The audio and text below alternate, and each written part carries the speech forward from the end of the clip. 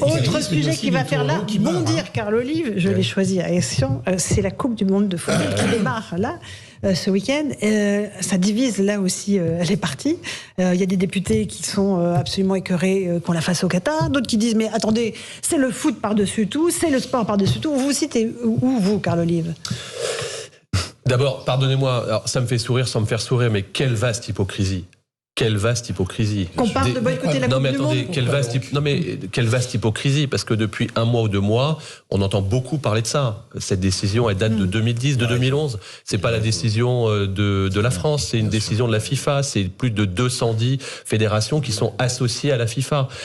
Et les mêmes qui aujourd'hui crient au scandale, on les a pas beaucoup entendus parler. Ils étaient plutôt comme Bernardo dans Zorro, muets comme des carpes.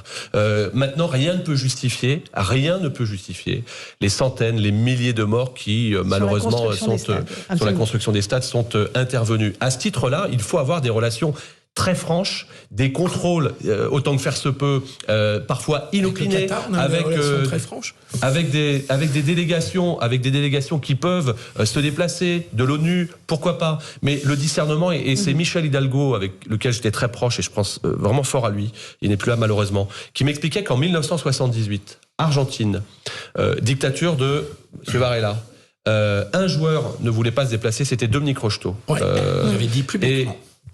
Et en fait, il a réussi à aller en Argentine avec la très belle Coupe du Monde que nous avions faite à l'époque, pour une seule raison, c'est que Michel Hidalgo lui disait « Tu vas participer à un mouvement de rassemblement de la jeunesse qui a nul autre pareil. Ne pas y aller, c'est la politique de la terre brûlée, et c'est peut-être encore plus donner du crédit à ces dictateurs. » Je dis simplement qu'aujourd'hui, il n'y aura pas de boycott de cette Coupe du Monde parce que le football va prendre sa part. Et je l'espère, vous l'avez cité, en tant que passionné de football et éperdument... Et joueur de football, on vous voit souvent sur les terrains. Oui, je suis pour l'équipe de France. Non.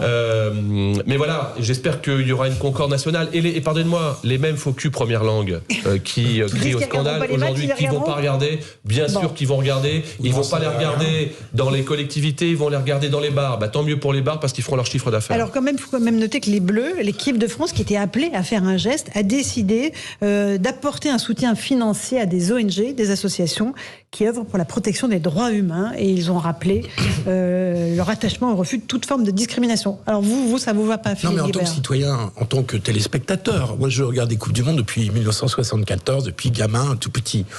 Celle-là, elle m'emballe pas. J'aime pas cette Coupe du Monde. Aller jouer en plein milieu de saison ou en hiver dans un pays qui est absolument pas un pays de football, qui a un petit peu acheté cette Coupe du Monde. Je dis acheté au sens large du terme. Je veux pas rentrer dans des détails sordides. En plus, c'est pas la seule Coupe du Monde qui a été un peu influencée. La France a eu une certaine influence dans ce vote en faveur du Qatar. La France était beaucoup impliquée. Je crois que c'était Nicolas Sarkozy qui était président de la République à l'époque. On a le droit de pas être enthousiasmé par cette Coupe du Monde. J'adore le foot. Il n'y a pas eu des milliers de morts sur les stades, mais il y en a quelques centaines d'après plusieurs enquêtes, quand même. Et c'est pas un accident. Ces stades climatisés en plein désert, c'est d'une absurdité totale. C'est une autre question, oui. Ouais, mais je trouve ça gênant. Mais à ce moment-là, cher monsieur, en 2015, quand il y a eu le championnat du monde de cyclisme, en 2019, d'athlétisme à Doha, il fallait les mêmes qui hurlent au scandale aujourd'hui. C'est moins populaire, c'est une compétition moins populaire. Y compris politiquement, se réveille. Aujourd'hui, qu'est-ce qui a été décidé? Un projet de loi sur le Qatar. Envoyer nos forces de sécurité apporter leur expertise. Ça date pas d'aujourd'hui. Ça date de 2000. Ça date pas d'aujourd'hui. Ça date de 2006. Ça date de 2006. Personnes ont dénoncé cette Coupe du Monde au Qatar il y a plusieurs années. Moi, j'aimerais simplement que au moment de certaines et certains aient de la mémoire sur le sujet. Peu écoutés. Maître Gomnadel, je vous sens rechonner là. Non, mais là où Carl Olive a raison, c'est qu'on se réveille quand même bien tard. Cette coupe, elle a été achetée. Tout le monde sait qu'elle a été achetée par l'État le plus corrupteur du monde, sans aucune discrimination, de la gauche à la droite. Très sincèrement. On sait qu'elle a acheté. Il y a d'ailleurs une enquête qui est diligentée en France. Et puis, au dernier moment, tout le monde se réveille, y compris les médias, en disant mais c'est un peu tard. Cela étant, là où je doucherai un tout petit peu l'enthousiasme de M. Lolive, c'est sur les jeunesses qui vont se trouver à Doha. Je suis pas sûr qu'il va y avoir une... Non, mais je parle des footballeurs, maître. Hein. D'accord. Je parle des footballeurs. Les footballeurs, la moyenne d'âge, c'est 25 ans. Parce que là, ce qu'on voit pour l'instant... J'appelle la jeunesse. Ce qu'on voit pour l'instant, c'est quand même assez drôlatique. C'est des ouvriers, en vérité, c'est du personnel indien ou pakistanais. Mais on a vu la même chose. Qui fait semblant, justement... Au Japon, en Chine, en Corée... Oui, enfin, je veux bien que vous relativisez, mais enfin, là, je relativise pas. Voilà, qui fait semblant de soutenir qui l'équipe de France, qui l'équipe d'Argentine, ou je sais pas où. Ça a quand même un côté comique, mais ça vient un peu tard. Oui, Draguel, là-dessus, sur la Coupe du Monde du Qatar. Moi, je suis assez discret, là. Non, déjà, moi, je reconnais humblement que je suis pas un fan de foot, mais ça m'empêche pas de m'intéresser au sujet. Moi, je suis assez d'accord avec vous sur le bal des faux culs. Moi, excusez-moi, mais il y a eu des tas d'articles de médias au moment de l'attribution. Mais pour des raisons politiques, juste pour faire pleurer tout le monde. En fait, dans le fond, il y a plein de gens qui s'en fichent complètement et qui exploitent ce sujet juste pour politiquement bien se faire valoir.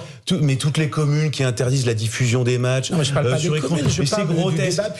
C'est grotesque. Il y a eu des protestations et il y a eu des dénonciations de ce que vous disiez à l'instant du monde du foot, mais j'en ai jamais entendu parler ou quasiment jamais. Alors vous n'êtes vraiment pas attentif. Mais en tout cas, je vois l'actualité de manière générale et j'ai jamais vu le sujet de manière aussi criante dans l'actualité. L'affaire Platini et la mise en cause de Platini est directement liée à ça.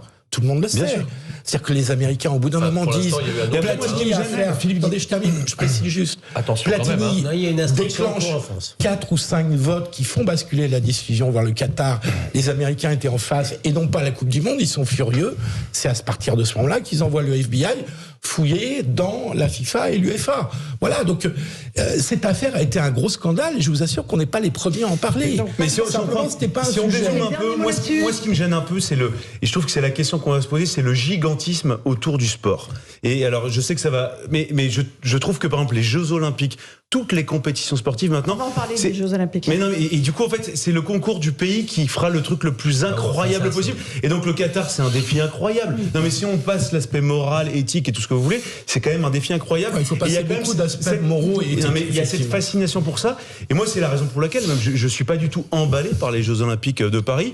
Et tout le monde est obligé, sommé d'aimer ça, d'être en pamoison. On vous convaincra. Mais je trouve qu'il y a beaucoup de questions qu'on ne pose pas sur ces questions-là. Avec les bonnets phrygiens qui sont donc les emblèmes de ces...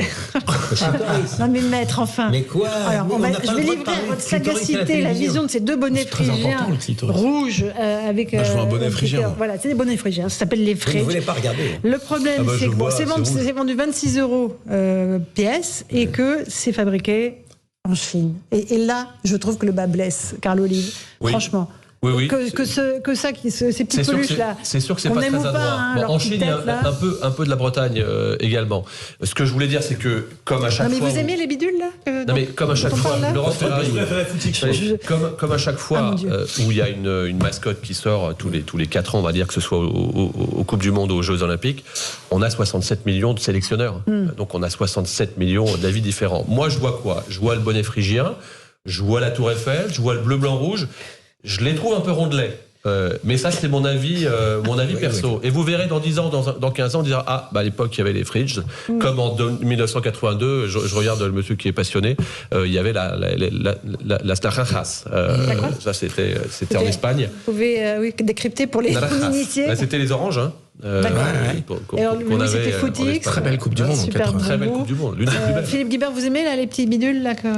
Ça, tout dépend ce qu'on entend par petit bidule. Le mot bidule est déjà très connoté dans votre bouche. C'est vrai que nos auditeurs qui n'ont pas l'image, mais qui voient bien cette espèce de triangle en mousse avec des yeux. Depuis que vous m'avez parlé, je vois moins le bonnet phrygien, effectivement. Moi, je fais répéter ce que dit Dame Rousseau. Qu'est-ce qu'elle dit? Elle dit que c'est un clitoris. Ah, elle dit que c'est un clitoris. Ah oui, peut-être pour une fois, elle a raison. Non, mais le vrai sujet, c'est fabriqué en Chine. Pas sérieusement, on n'avait pas les moyens de fabriquer ça. C'est assemblé en partie en Bretagne, mais 80% est fabriqué en Chine, Carl Olive. Non, mais je suis effectivement d'accord. Je trouve que c'est pas forcément très adroit. Alors maintenant, est-ce qu'il y a eu matière à pouvoir obtenir ce type d'œuvre, j'allais dire œuvre, ce type de si vous voulez produire pas cher, vous n'avez pas le choix, hein, c'est en Chine. Oui. Je vous explique. Oui. La réindustrialisation en France, c'est encore un doux rêve. On est d'accord. Bon, voilà. Maintenant, la chose est faite. Amélie Oudéa-Castéra. C'est comme les masques.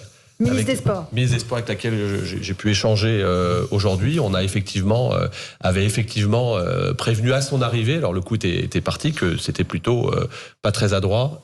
En tout cas, je pense que les services ont fait le maximum. Qu'elle soit assemblée en partie en Bretagne, voilà, ça relativise un peu, un petit 20%, peu. Voilà. Ça relativise pas du tout. Je suis d'accord. Alors sur le fond, moi je suis pas du tout comme vous, Louis Ragnel. Moi je suis super contente que les Jeux aient lieu en France et à Paris. Moi je trouve que c'est je suis minoritaire, mais c'est un coup phénoménal. C'est un défi sécuritaire. C'est le rayonnement de la France, monsieur Ragnel. On peut rayonner à travers d'autres choses. Et moi surtout, j'ai le souvenir de tous ces villages olympiques. Je pense à la Grèce, je pense à d'autres pays. Albertville 92, c'était formidable, dans un très beau département, la Savoie. Mais c'était à taille humaine. Mais vous citez justement une époque, je voulais m'appuyer sur cet exemple-là, où justement il n'y avait pas toute cette folie. Et je trouve que maintenant...